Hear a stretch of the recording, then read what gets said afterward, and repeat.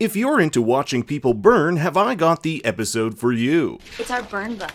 So we cut out girls' pictures from the yearbook, and then we wrote comments. House of the Dragon Episode 6 has just released with more new faces that'll have you going, remind me who that is again? In this video, we take a deep dive into the episode, the lore, and connections to Game of Thrones. But don't worry, there are no book spoilers beyond episode 6. So sit down with some roasted goat and make sure to hit that like and subscribe button, because here we go. I hope you didn't skip the intro credits this episode, because just like Game of Thrones would often change their openings, so too has House of the Dragon. Now at first glance it looks like the same old intro, however roughly 50 seconds into it, things start to change drastically. This is to reflect just how much things have shaken up since we first saw this family tree type intro in episode 2. I'm going to show you side by side what these changes are, and I'll be flipping through the two a lot, but I'll leave text below so you know if I'm looking at the episode 6 new version or the episode 2 to 5. And if you want a better understanding of just the original version, check out my episode 2 breakdown. The original had these blue emblems depicting House Valerian, however in the new version we have the opposite side of the model showing us green for House Hightower. It's tough to see because the background is blurred, but you can make out 4 distinct trails of blood from this emblem here. This is Alicent Hightower, and each trail of blood signifies one of her 4 children. In the episode 2 to 5 version, you'll only see 2 trails of blood since her 2 other kids have not been born yet. Moving forward, the original showed us Viserys and his wife Emma, but the new one has Daemon, as identified by the helmet he wore during the tournament in episode 1. You'll see 3 trails of blood here, one for his first wife Rhea Royce, one for his new wife Laena Valerian, and one that will split off into his twin daughters Baela and Rhaena. We get a better view of this when we see Laena's sigil, which leads down to 2 identical dragon eggs, each representing one of her daughters. Both versions show us Rhaenyra, symbolized by the Valerian necklace she was given by Daemon. However, in the new version, we follow the blood to her 3 children with husband Laenor Valerian. In fact, you can briefly see Laenor's emblem off to the side here. Of course, it becomes a highly contentious rumor that these 3 children are not Laenor's, but in fact Harwin Strong's. Both versions also have a depiction of the soon-to-come Dance of Dragons, but I'll get to that in my spoilers video. The episode begins with the soothing sounds of childbirth, with a roughly 10-year-older Rhaenyra Targaryen, played now by Emma Darcy. She's giving birth to her 3rd son, Joffrey. Yeah, Laenor, who has just been pretty much drinking and hanging out with the boys, My wife wouldn't mind me hanging out with the boys. decides to name their 3rd child after the titular Knight of Kisses, so I guess they can officially call their baby the Knight of Pisses. Oh god, that's terrible. Rhaenyra, now having 3 children, is a stark contrast to the young girl who defiantly told her mother she never wants to have children and would rather be a brave knight. Of note is the 3-minute long continuous shot that doesn't break until the arrival of older Laenor. I haven't seen anyone this excited to see a bastard since Jon Snow arose from the dead. Now Queen Alicent, still not over Rhaenyra's grand betrayal in which she lied on her mother's memory that her maidenhood was unsullied, holds a grudge larger than Casterly Rock. She immediately demands the baby be brought to her. I would like to see the baby.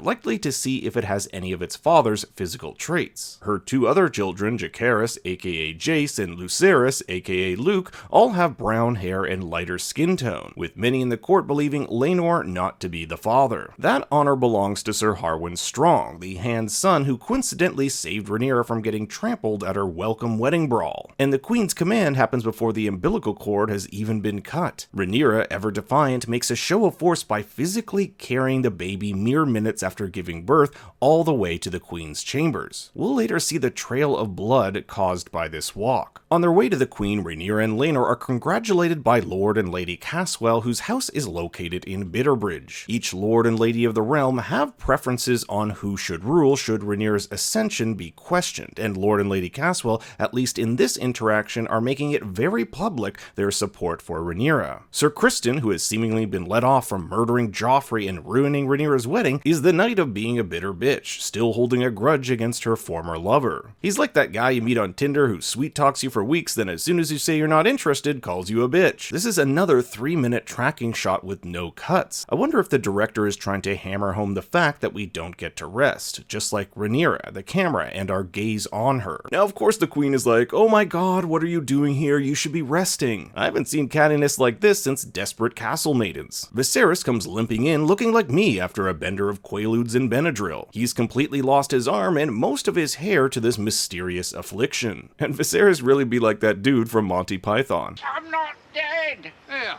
He says he's not dead. Yes, he is. I'm not. Alicent immediately can tell the child is not Laenor's, however, the king is blinded to this fact. The episode is filled with allusions to blindness, like when Alicent's daughter Helena talks of the millipede having eyes but being unable to see. The king sees the child but is unable to accept that it is not Laenor's, for that would mean ruin and possibly even death for Laenor, Rhaenyra, and their 3 children. And Alicent has really stepped up her bitch game. Do keep trying, Selena.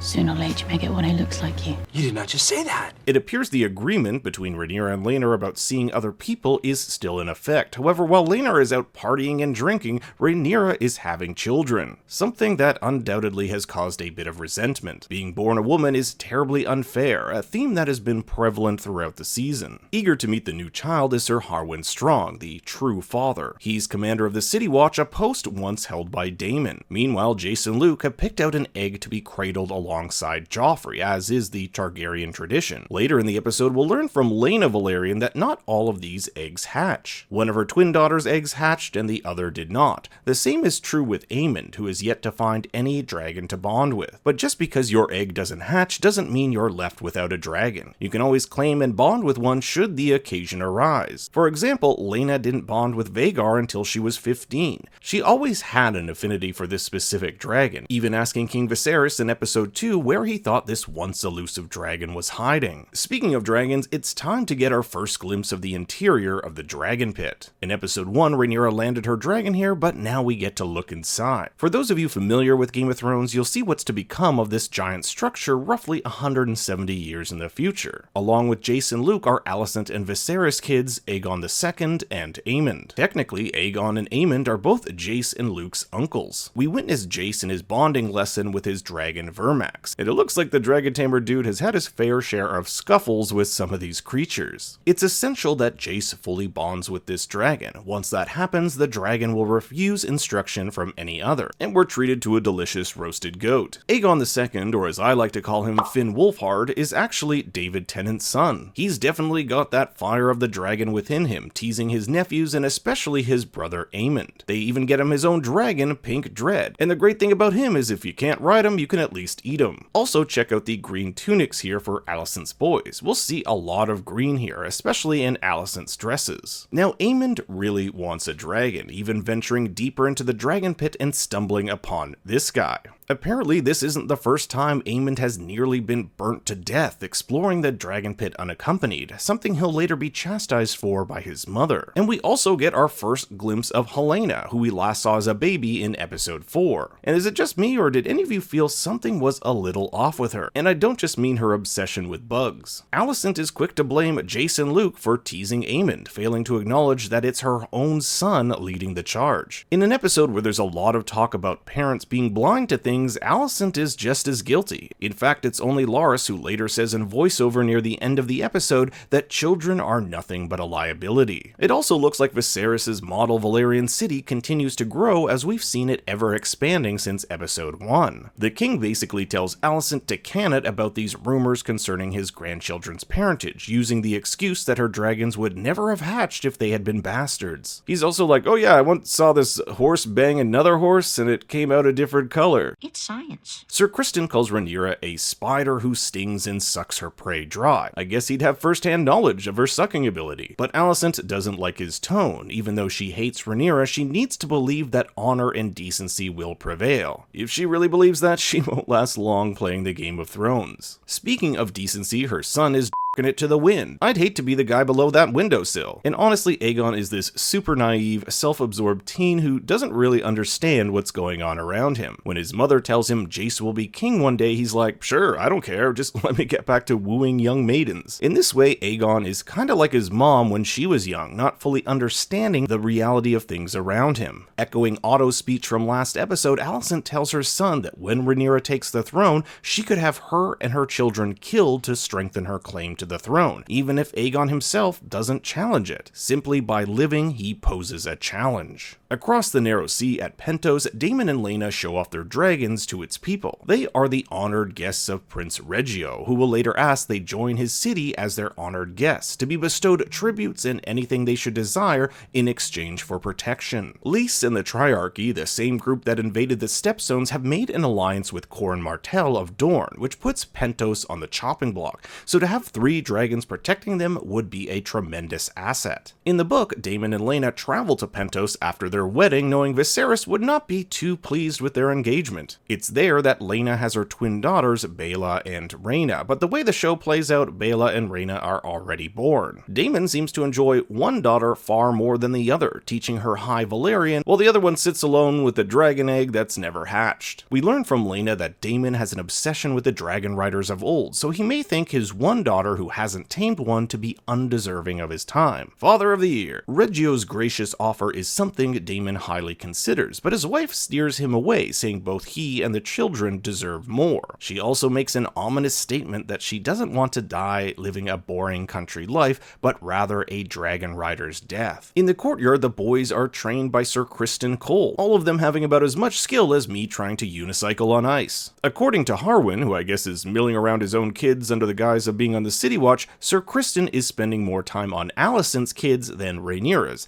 thus Cole suggests the 2 eldest boys duke it out. It's basically another way Criston can get back at his former lover. Watching them is Lionel Strong, still Hand of the King, and Viserys, who seems to have gotten a hold of some hooch. When Criston makes a snide remark about Harwin being Jason Luke's father, Harwin snaps and Joffreys him in the face, taking 4 men to hold him back. When Rhaenyra is informed of this incident, she uses the secret doorway Daemon told her about in episode 4, but eavesdrops on a conversation between Harwin and his father. This show has a hell of a lot of eavesdropping, from Daemon on the small council in episode 1 to Alicent overhearing about the infamous coupling. Anyway, she hears Lionel chewing out Harwin over this outburst, which is only going to add fuel to the rumors that he is Jason Luke's baby daddy. And if Rhaenyra doesn't have enough shit to deal with, her drunk husband comes home with a new boy toy, Sir Carl Corey. Apparently he showed him a sack of sapphires he slew from a pirate, but knowing Sir Laenor, that's not the only sack he was shown. Laenor wants to go back to the sea. He yearns for adventure. He even talks of a Tyroshi general who dyed his hair purple and wears women's clothing. This is a reference to Ricalio Rindoon, who in the book is kind of the guy who takes over the Triarchy invasion after Crabfeeder's defeat. Now that the Triarchy has allied with Dorne, their presence in the Stepstones is something the kingdom should not take lightly. Rhaenyra commands her husband to stay. Now, of all moments, they need to show themselves as a strong family. Get it? Harwin strong? Anyways, Laenor makes this metaphor that the wise sailor flees the storm as it gathers, but Rhaenyra says you can't abandon your post when the storm comes. This is a complete contradiction to what Corlys said in episode 2, that you must never wait for an oncoming storm. These metaphors are also great hints at how people like Rhaenyra would rule should she become queen. Laena attempts to cheer up that one daughter Daemon doesn't seem to care about, telling her that one day she will be a rider. In her daughter's mind, if she had a dragon, maybe that could earn her her father's love. Maybe if I finally become a lawyer, I'll earn my father's love. The small council convenes with another petty squabble between the Blackwoods and Brackens. In episode 4, while Rhaenyra was on her whirlwind tour of romance, you may recall Willem Blackwood slaying Gerald Bracken. The feud between these two houses has been going on for centuries and still seems to be going strong. Rhaenyra, the future heir, and Alicent are both a part of this council, something that's not in the book. Taking over our expert tea maker Melos, who passed away peacefully between episodes 5 and 6, is our new Grand Maester Erwyle. You may recall suggesting a poultice to heal the king rather than leeches. Maybe that's what we can attribute to Viserys living so long. Once Melos passed, Erwyle was able to use his experimental medicine that the old master shied away from. Lord Beesbury, Master of Coin, is still here, but he can't even keep up with the conversation. And to his left is Tyland Lannister, Master of Ships. The last new face here is who I believe is Jasper Wilde, Master of Laws. However, he only really has about 1 or 2 lines in the whole episode. One of the things I've really been enjoying about this show is how they've been able to subtly introduce some of these characters who may go on to play larger roles in the future. As my dad likes to say, arguments are never what they're about, and this is totally what's at play here when Rhaenyra and Alicent argue about the Stepstones. Thrones. Rhaenyra believes they should have built garrisons and sent men there, while Alicent is more pragmatic. Money just doesn't grow on trees to do this. Alicent is worried about the cost to its citizens, while Rhaenyra believes there's no cost too high when it comes to war. The show is really painting a picture of how Rhaenyra will rule if she's in charge. Notice also that Rhaenyra's ball here is black and Alicent's is green. Rhaenyra's no stranger to playing the Game of Thrones. She has to make a drastic move to take the heat off the rumors regarding the parentage of her children. Thus, she proposes in front of the entire small council that her eldest son Jace be married to Alicent's daughter Helaena. This would strengthen both houses, and Viserys is like, That is so sweet. and I'm like,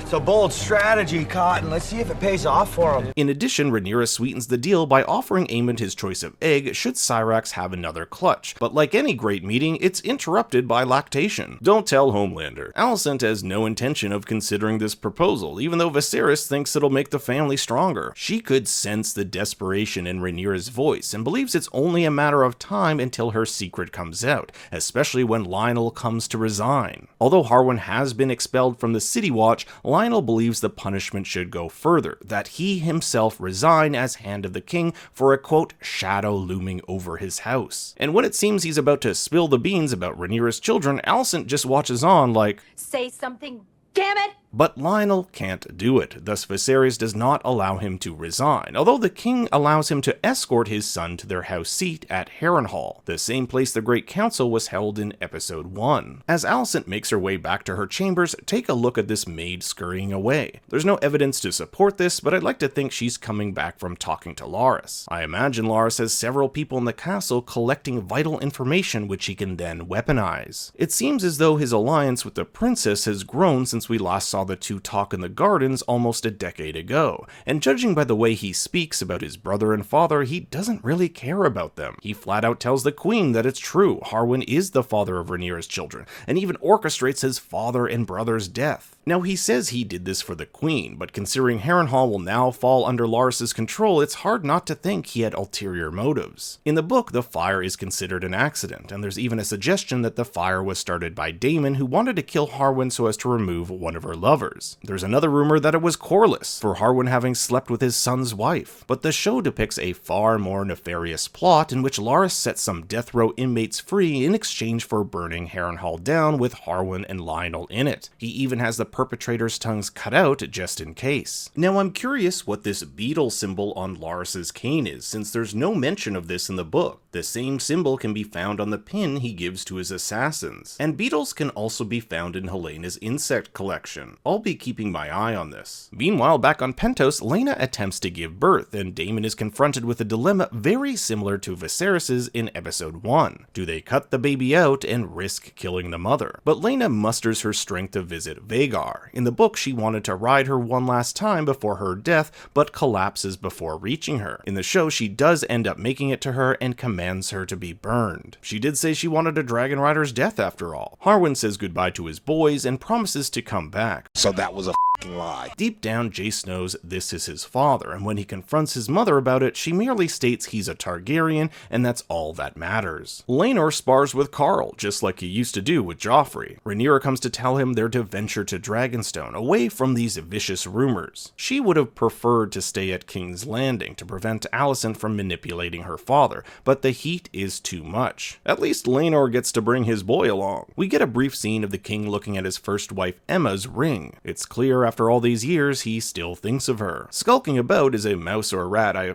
always get those two mixed up, and they've been nothing but ill omens throughout the series. We saw one the night Rhaenyra went out on the town, and one among Joffrey's blood the night of the wedding. If this is any indication, Viserys is not long for this world, but knowing this guy, he'll last another 5 seasons. I'm not dead. Larys essentially goes full mask off, telling the queen he played some part in the fire which killed his brother and father, and he did it on her behalf. After all, when the queen makes a wish, who would struggle not to fulfill it? And if that wasn't creepy enough, he tells her that one day she will reward him when the time is right. Larys has definitely earned 5 Peter Baelishes out of 5. Now, if you want to find out what we can expect next episode, I usually have a full preview breakdown video within 24 hours of this one, so make sure you're subscribed for that. Thanks for watching, everyone. Be sure to like and subscribe, and leave me your comments and theories below.